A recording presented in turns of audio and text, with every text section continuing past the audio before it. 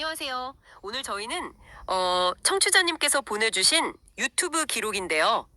드들강, 마을 깨우는 생명의 강, 이 자료를 통해서 전라남도 남평의 아주 흥미로운 역사 속으로 한번 들어가 보려고 합니다. 네, 반갑습니다.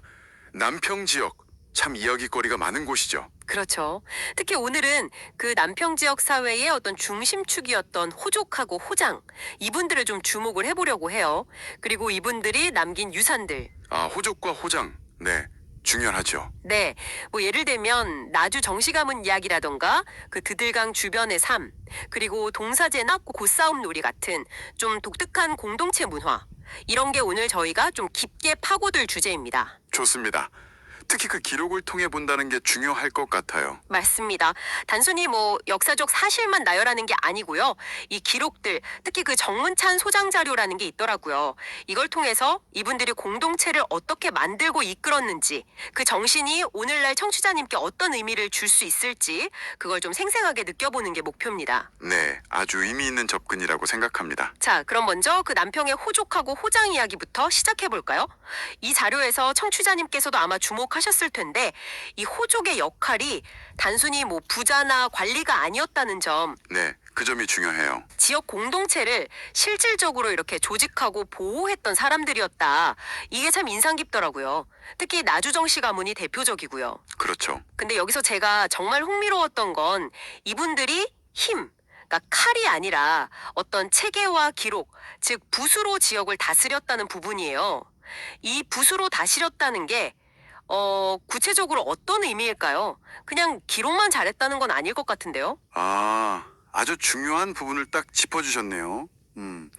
붓으로 다스렸다는 건요, 단순히 문서를 잘 작성했다, 이걸 넘어서는 거죠. 아, 그런가요? 네, 그러니까 규율을 세우고 뭐 토지라든지 신분 같은 걸 기록으로 딱 관리하고 마을의 크고 작은 일들을 체계적으로 운영하는 그 시스템 자체를 만들었다는 뜻이에요. 시스템 구축이요? 그렇죠. 이건 뭐랄까, 심으로 누르는 통치하고는 근본적으로 다른 접근이죠.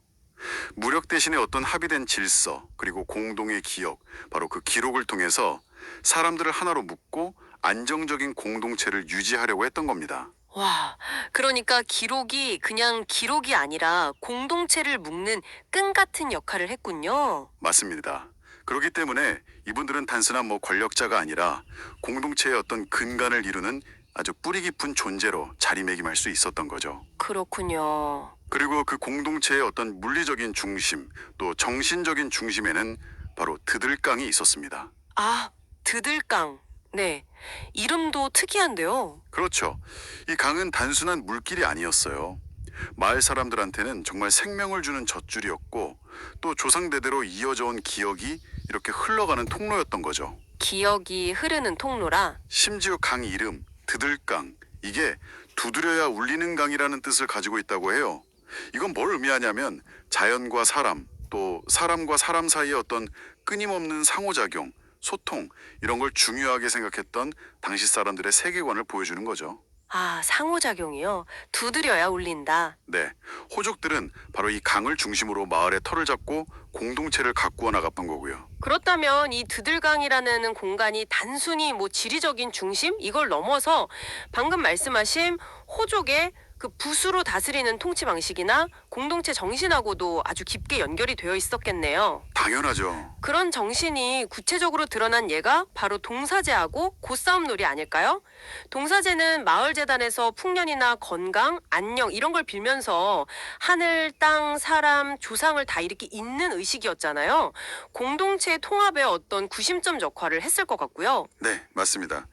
공동체 의례는 굉장히 중요했죠. 그리고 또 고싸움 놀이는 이건 영상 기록으로 보면 정말 흥미로운데요.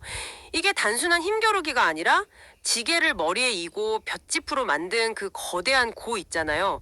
그걸 서로 밀고 당기는, 이게 마치 무슨 연대 예술 같더라고요.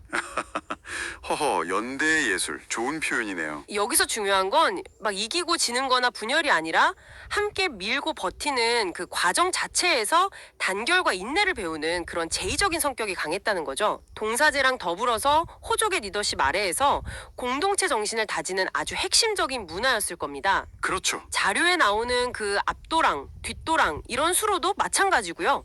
농업이나 운송을 위한 실용적인 시설이면서 동시에 공동 노동과 질서의 상징이었을 테고요. 맞습니다.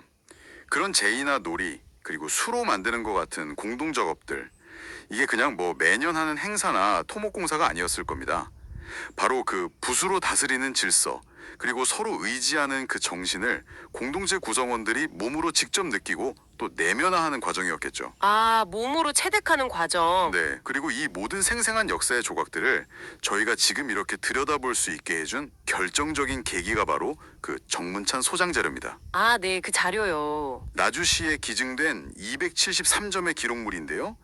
이게 정말 잊힐 뻔했던 남평 호족과 호장, 동사제 같은 그 지역의 고유한 역사를 복원하는데 결정적인 역할을 했어요. 이걸 좀 더 큰 그림에서 보면 이 자료들은 그냥 오래된 문서가 아니라 남평 지역의 정체성과 역사를 증명하는 말할까 살아있는 혈맥과 같은 거죠. 와, 혈맥이요.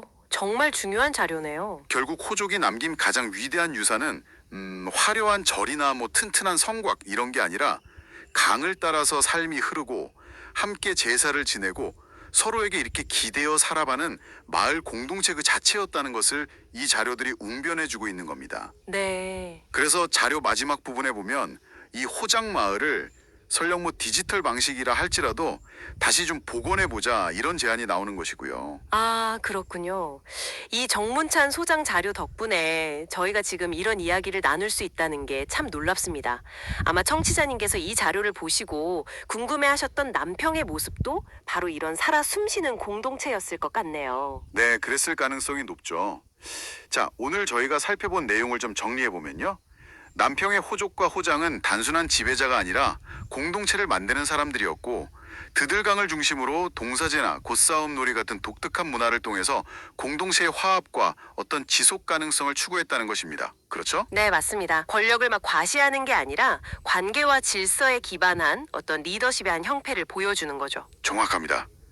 여기서 마지막으로 한번 던져볼 질문이 있습니다. 네, 어떤 질문일까요? 자료에서 언급된 것처럼 만약 잊혔던 그 호장 마을을 복원한다면 단순히 과거의 모습만 재현하는 걸 넘어서 우리가 어떤 의미를 찾을 수 있을까요? 아, 의미요. 네, 그 시대의 공동체 정신, 그러니까 장소와의 어떤 깊은 유대감이라든지 함께하는 의식을 통한 결속, 또 상호 의존과 단결의 가치 같은 것들이요. 이런 것들이 오늘날 우리가 뭐 온라인이든 오프라인이든 새로운 관계나 공동체를 만들어 나가는데 어떤 영감을 줄 수 있을까 하는 점입니다. 굉장히 중요한 질문이네요. 과거의 지혜를 현재에 어떻게 적용할 것인가? 네, 청취자님께서는 이 과거의 지혜를 오늘날 우리가 관계 맺는 방식에 어떻게 좀 창의적으로 적용해 볼 수 있을지 한 번쯤 고민해 보시면 어떨까 싶습니다.